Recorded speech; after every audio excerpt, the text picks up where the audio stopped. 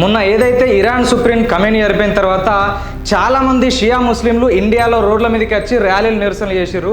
So దీన్ని ఉద్దేశించి anchor Rashmi Gautam ఎవరైతే ఇరాన్ను ప్రేమించే వాళ్ళు ఉంటారో వాళ్ళు ఇరాన్ వెళ్ళిపోండి, అంతేగాని భారతదేశంలో ర్యాలీలు నిరసనలు చేసి ఇక్కడ ఉన్నటువంటి ప్రభుత్వ ఆస్తులను ధ్వంసం చేయొద్దు.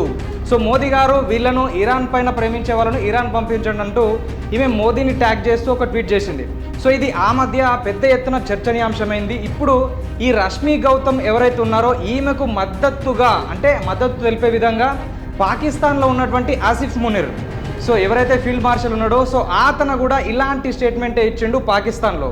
సో ఎవరైతే ఇరాన్కు మద్దతుగా ఇక్కడ ర్యాలీలు నిరసనలు చేస్తూ ప్రభుత్వ ఆస్తులను ధ్వంసం చేస్తుర్రో, అమెరికాకు చెందినటువంటి సైనికుల మీద ఇక్కడ ఉన్నటువంటి సైనికాధికారుల మీద దాడి చేస్తుర్రో, సో మీరు ఇరాన్ వెళ్ళిపోండి అని చెప్పేసి ఈ ఫీల్డ్ మార్షల్ అనౌన్స్మెంట్ చేస్తాడు.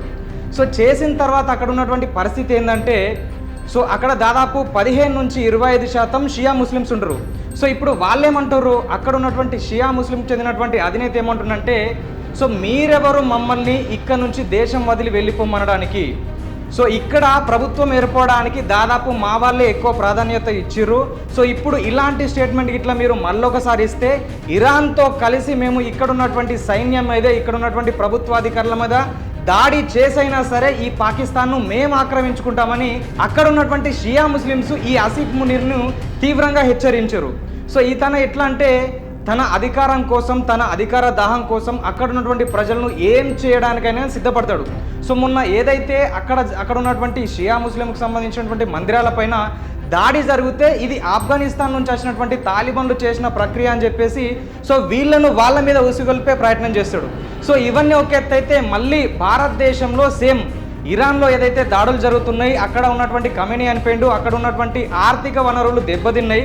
సో ఎక్కడో ఇరాన్లో ఉన్నటువంటి షియా ముస్లింలకు మేము ఆసరాగా నిలుస్తాం, వాళ్ళకు మేము అండగా ఉంటామని చెప్పేసి భారతదేశంలో ఉన్నటువంటి షియా ముస్లింలు అంటే ముఖ్యంగా జమ్మూ కాశ్మీర్ లాంటి ప్రాంతంలో ఉన్నటువంటి షియా ముస్లింలు సో వాళ్ళ దగ్గర ఉన్నటువంటి బంగారు వజ్రాలకు సంబంధించిన ఆభరణాలు కావచ్చు, ఇక్కడ వాళ్ళ దగ్గర ఉన్న ధన సంపద కావచ్చు మొత్తం కలెక్ట్ చేసి కేవలం భారతదేశం నుంచెలే దాదాపు 1000 కోట్ల వరకు కలెక్ట్ చేసి అక్కడ ఉన్నటువంటి షియా ముస్లింలకు అంటే ఇరాన్కు పంపించే విధంగా వీళ్ళైతే ప్రణాళికలు చేస్తారు.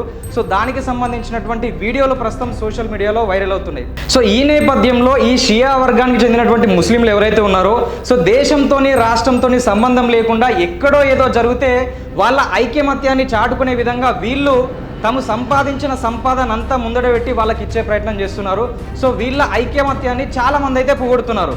So at the same time ఒక వాదనను ఇద్దరు వేరే రకాలుగా ఖండిస్తారు. కాబట్టి ఇంకొంతమంది ఏమంటున్నారంటే అదే మరి మన భారతదేశంలో అనేక కరువు కాటకాలు సంభవించినప్పుడు, అనేక వరదలు వచ్చినప్పుడు, అనేక ఇబ్బందులు అయినప్పుడు కరోనా టైంలో కావచ్చు, మరి ఎందుకు వీళ్ళకి సంబంధించినటువంటి నగలు ఆభరణాలు ధనాన్ని ముంగడబెట్టలేదు, సో ఎందుకు ఒకరు ఇంకొకరిని సాయం చేయడానికి ప్రయత్నం చేయలేదని ఇంకొకరు అయితే తీవ్రమైనటువంటి విమర్శలు చేస్తున్నారు. సో మొత్తం మీద అటు పాకిస్తాన్లో ఉన్నటువంటి పరిస్థితి, ఇటు భారతదేశంలో ఉన్నటువంటి పరిస్థితి రెండు భిన్నంగా కనిపిస్తున్నాయి. సో మొత్తం మీద ఈ సంఘటనల మీద అంటే పాకిస్తాన్లో జరుగుతున్నటువంటి సంఘటనలు కావచ్చు, భారతదేశంలో వీళ్ళు 1000 కోట్లు కలెక్ట్ చేసి ఇరాన్కు ఇవ్వడం కావచ్చు, సో వీటి గురించి మీరేమనుకుంటున్నారో కామెంట్ రూపంలో తెలియజేయండి. మరొక వీడియోతో మీ ముందు ఉంటాం, చూస్తూనే ఉండండి ఆర్ తెలుగు.